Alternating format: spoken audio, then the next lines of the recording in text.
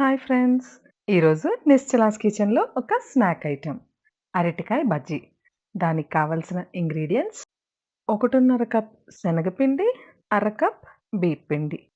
ఈ రెండిటిలిని ఒక మిక్సింగ్ బౌల్‌లోకి వేసుకొని, అందులో ఒక చిటికెడు పసుపు, రుచికి సరిపడా ఉప్పు, మీ టేస్ట్‌కి సరిపడా కారం, ఆ తర్వాత ఒక స్పూన్ జీలకర్ర.